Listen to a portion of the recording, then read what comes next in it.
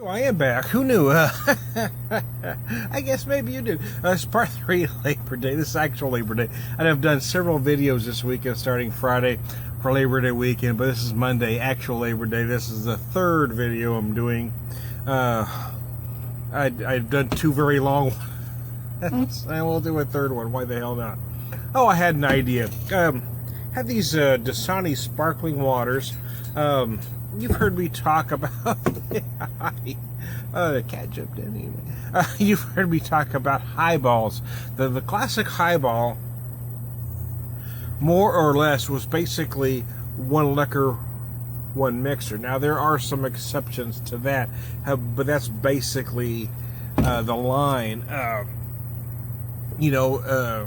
All highballs are cocktails, not all cocktails are highballs, kind of thing. They're very simple. This one I'm using the Baines Cape Mount whiskey. I didn't realize it till just now, though, or a little earlier today, actually, that it's whiskey with just the Y, which is typically the spelling used for Scotch. But this using corn really has more of a feel of bourbon than it does a Scotch. So anyway, I'm using this lime Dasani sparkling water with a couple ounces of that, and it's actually a Miller 64 glass, but it has the shape of a tall highball glass. I think what a lot of people get wrong about highballs were traditionally served in short or tall glasses. Short or tall didn't have anything to do with the amount of alcohol that was in each glass, and that's what a lot of folks don't understand. You could order a single or a double, but you can do that in either a short or tall. A tall typically meant that you were just getting more mixer, not more alcohol. That you'd order a double tall, got me, or a double short. And here I've got this more or less tall. I think I poured a double. I've been measuring all day, but today I decided just to pour. So I poured it up to about there. I know I got a solid couple ounces in here. Maybe a nice good house pour going on.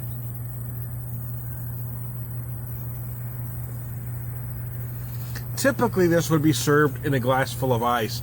I don't dig ice. I just don't. So when I do ice my drinks, I use my whiskey globes that I bought a few weeks back. Before that, I used to just freeze a little bit of water there. I just don't like ice cubes. I don't like the meltage. It just bugs me. So here I've got, anyways, I've got just a whiskey and just Dasani going on here.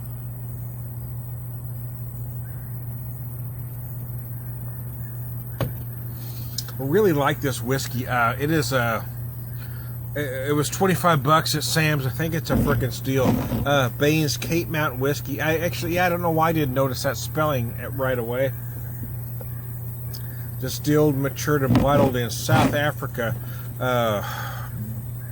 Baines Cape Mount whiskeys celebrate the craft of distilling high-quality spirits inspired by South African pioneers. The distinctive whiskey is a product at the James Cedric Distillery, which dates back to the early 1886, blah, blah, blah, blah. On their website, they go on to explain that this uses 100% South African maize. So, but anyways, the long of it is, or the short of it is that it basically has, for me anyway, it has more characteristics of a bourbon than a Scotch, but it doesn't exactly feel like a bourbon either. It's very interesting. It's certainly enjoyable, and without a doubt worth the $25 price tag.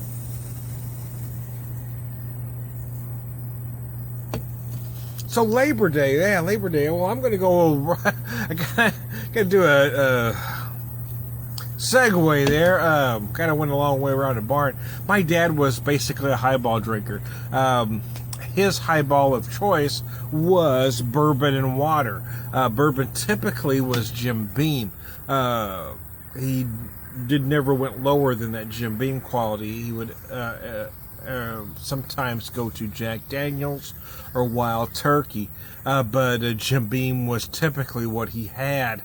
And I want to point out that Jack Daniels then is different than Jack Daniels of today. Jack Daniels originally was a 90 proof sour mash, not a bourbon. Sometime in the 80s, about the mid 80s, it went to 86 proof. I believe it was 85, 86, although I don't remember the exact year. And then at some point again it changed to just being an 80 proof whiskey. I think it just gets by on the name, to be honest with you. Personally, if I'm buying one or the other, Jack Daniel's runs a whole lot more than the classic 4-year-old Beam, and I think the Beam is a much smoother, enjoyable whiskey, personally. Although I will say that even at 80 proof, there is something distinctive about the Jack Daniel's flavor, even though some people want to waste it by throwing it in Coke, and I just really don't want anything to do with those people. They're barbarians. They're freaking barbarians, man. They're barbarians. Anyways, and Wild Turkey. I do love me some classic Wild Turkey. Wild Turkey 101. But I do like the various other incarnations as well. But I just kind of use that space to talk about my dad for a little bit. I remember once a plumber coming over, and Dad was the kind of guy who just wanted everybody to have a drink, right?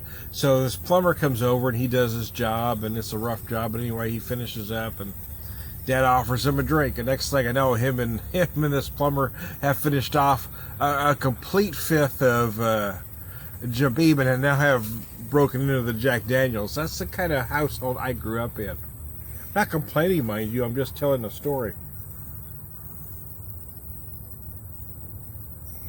My dad was the kind of guy that would get anybody drunk, even if you were, really convinced from the start. No, I'm good. He would talk you into a drink. I shit you not.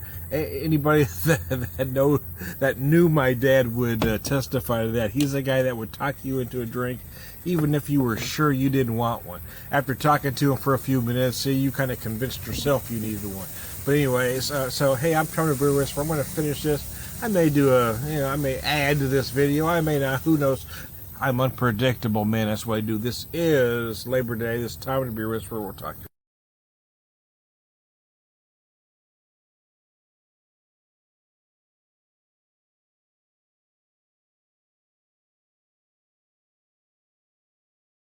And this is going to be the last video of this Labor Day, finishing off part 3.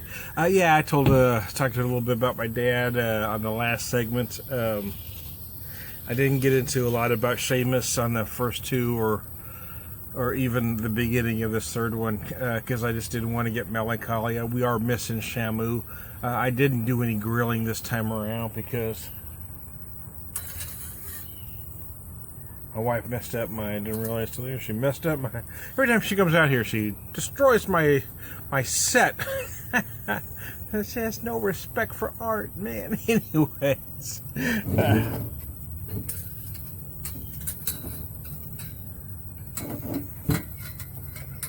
There we go. See, I should have paid attention to fix that first. Yeah, we were both really missing Shamu. We always did a lot of grilling together, so I didn't do any grilling whatsoever. I've kind of hit a block on that front. I just haven't been able to for quite some time.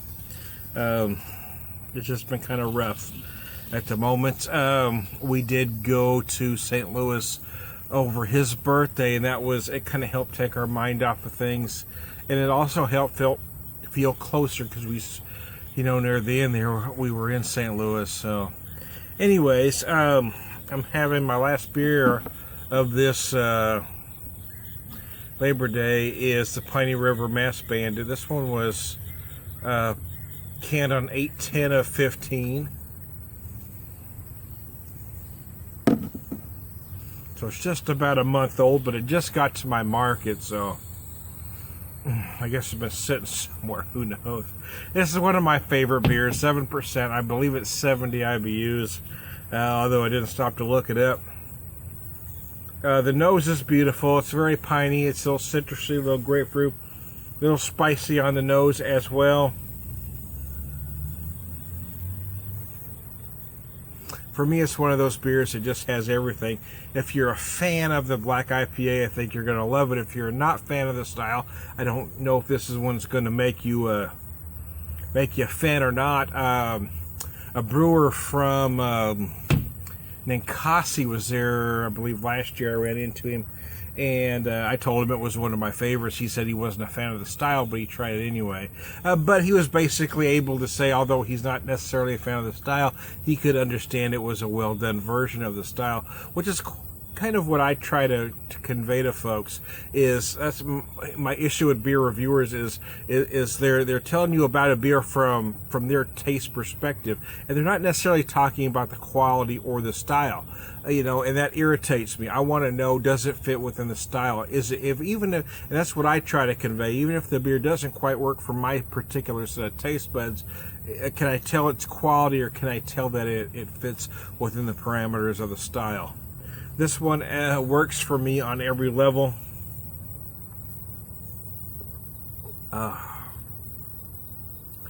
It does. It's got those big roasted malts. It's got a lot of big hops. There's just a lot going on. You got a lot of citrus up in there. You do feel some of those dark roasted malts in the middle. It does not get sweet at any point. That citrus kind of balances all out at the end, and you've got this nice, pleasant, spicy finish. It just works. So, hey, I hope all of you have had a great Labor Day. I hope all of you have had a fine Labor Day weekend. This is Tom the Beer Whisperer. I hope to see you next weekend.